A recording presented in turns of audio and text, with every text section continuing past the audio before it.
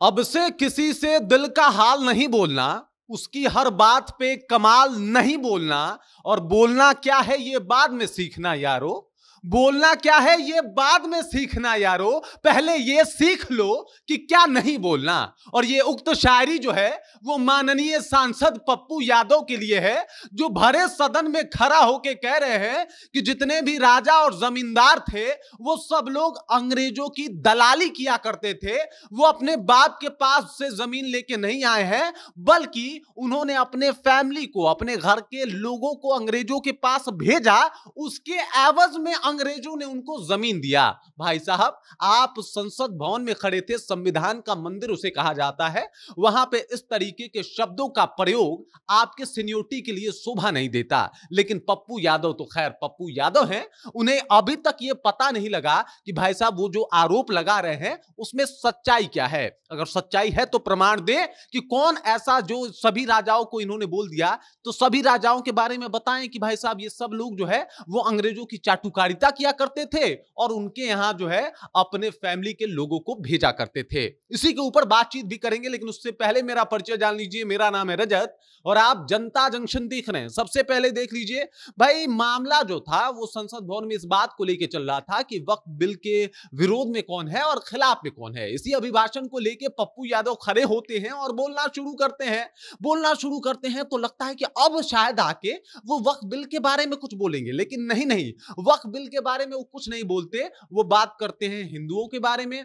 वो बात करते हैं कि भाई साहब हिंदुओं के पास खास करके ये जो जमींदार हैं लोग हैं, ये जो राजा लोग हैं, इन लोगों के पास जमीनें कहां से आई। उसके बाद बड़े तैस में आ जाते हैं पप्पू यादव और कहते हैं कि क्या ये अपने बाप के पास से जमीन लेके आए हैं ये लोग, क्या ये लोग अपने बाप के घर से जमीन लेके आए हैं, या फिर इन लोगों ने अंग्रेजों की दलाली की, अपनी फैमिली को अंग्रेजों के पास पहुंचाया, तब जाके जो है इन लोगों को जमीन मिला है। ये पप्पू यादव का भाषण है, वो भी बड़े संसद में हर तरफ इस भाषण की चर्चा भी हो रही है और इस वजह से बिहार का सियासत गरमाया भी हुआ है।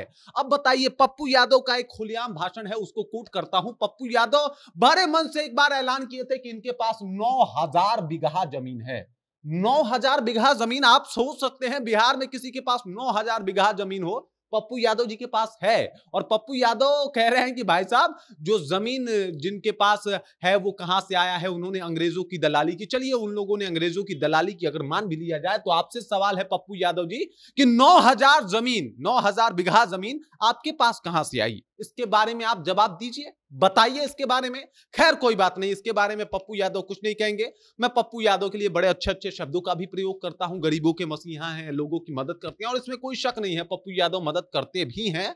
लेकिन जिस तरीके का संसद भवन में इनका भाषण था वो बिल्कुल अमर्यादित था, क्योंकि उन्होंने पर्टिकुलर किसी राजा का भी नाम लिया होता, किसी जमींदार का भी नाम लिया होता, तो भाई साहब मान लिया जाता कि उसका हिस्ट्री ऐसा रहा होगा। आप समूचे राजाओं की बात कर रहे हैं, एक से बढ़ के एक ऐसे राजा हुए जो अंग्रेजों से लोहा लेते हुए अपने जान को निछावर कर दिए। एक से बढ़ के एक ऐसे जमींदार हुए जिन्होंने अपने भूमि पे अंग्रेजों का पांव तक रखने नहीं दिया। वो इस बिहार में भी बहुत लोग ऐसे हुए, लेकिन आपने उनका जिक्र नहीं किया। और आप सभी समूल राजाओं और जमींदारों को लेकर ये जो भाषण दिया, इसमें आपने उनको बख्शा भी नहीं, उनको छोड़ा भी नहीं।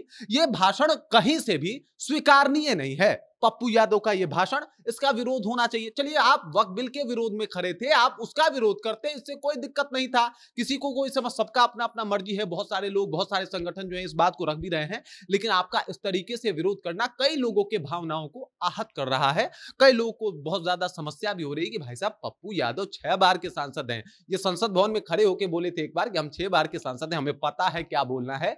लेकिन इस भाषण को सुनने के बाद ऐसा प्रतीत हो रहा है कि आपको अभी भी शायद नहीं पता कि आपको क्या बोलना है। जिस तरीके से आपने भाषण और भाषा का प्रयोग किया है, अंग्रेजों की दलाली, चाटुकारिता, फैमिली पहुंचाते थे, ये सब बेबुनियाद बात है। अगर आपके पास इसकी कोई हिस्ट्री, इसका कोई प्रमाण है तो प्रमाण के साथ इस बात को बोलिए, इसके बारे में भी हम लोगों को बताएंगे, लेकिन आपने नहीं बताया।